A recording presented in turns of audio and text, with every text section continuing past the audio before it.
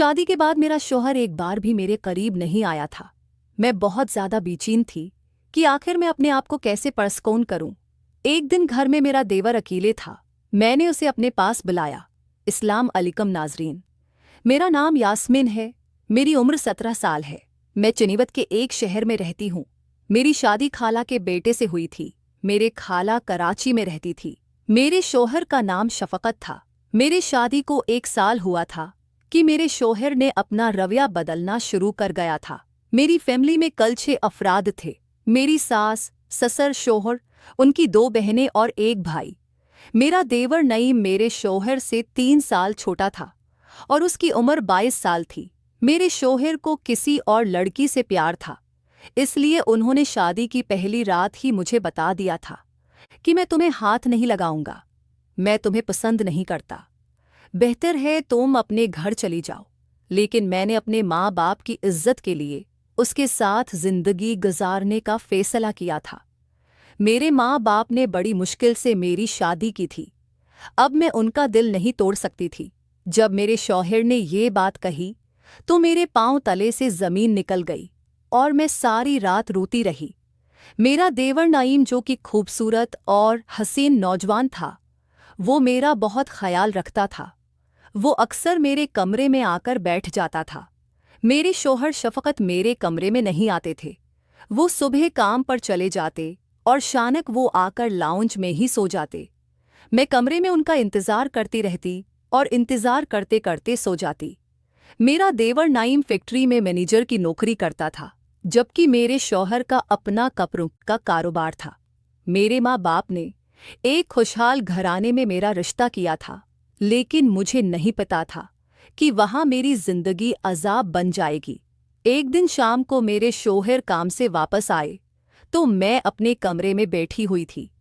मेरी नई नई शादी हुई थी और मेरी खाला मुझे खाना कमरे में ही देकर चली जाती थी।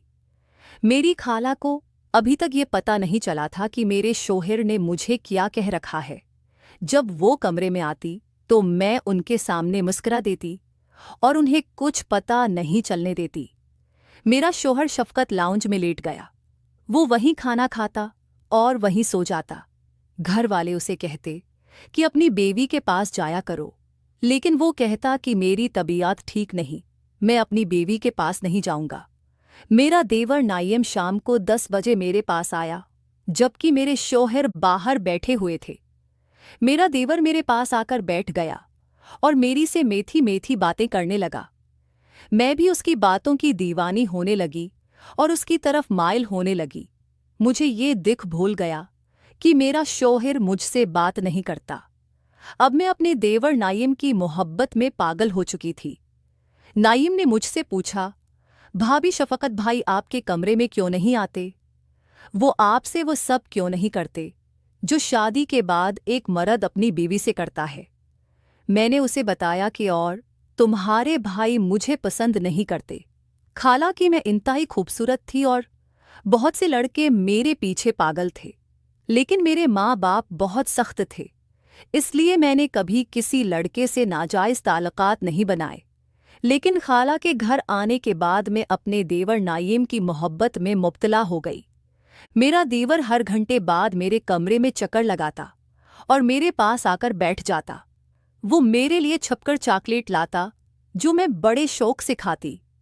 बस यही चॉकलेट मुझे अपने देवर का दीवाना बना गए।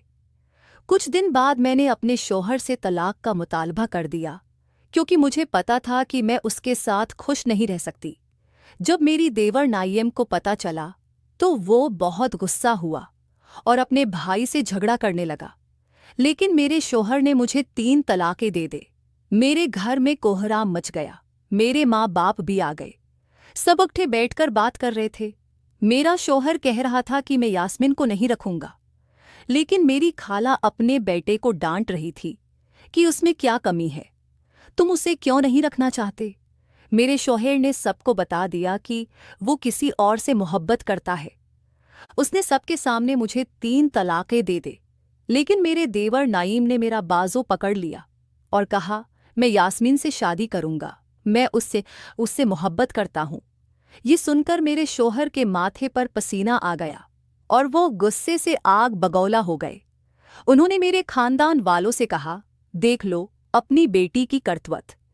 ये मेरे साथ रहते हुए मेरे भाई से ताल्लुकात बना रही थी। हालांकि का मैंने कभी अपने देवर को हाथ तक नहीं लगाया था, लेकिन मैं उससे मौसा दे उससे मोहब्बत करने लगी थी। मेरी खाला ने अपने छोटे बेटे नईम से मेरा निकाह करने की बात कर दी। सबने रजामंदी दे दी और मेरा शोहर घर छोड़कर चला गया। उसने अलग मकान ले लिया और वहां शादी कर ली। मेरे देवर नाइम ने मुझे अपना लिया। वो मुझसे प्यार करने लगा और मैं भी उसकी मोहब्बत में पागल हो गए। हर रोज वो मेरे साथ रमेल जोलो रखता था।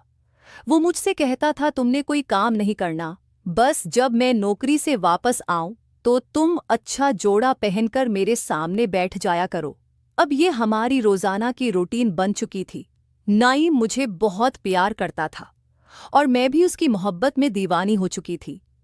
अगर आपको ये कहानी पसंद आई है तो हमारी वीडियो को लाइक, शेयर और सब्सक्राइब ज़रूर करें। शुक्रिया।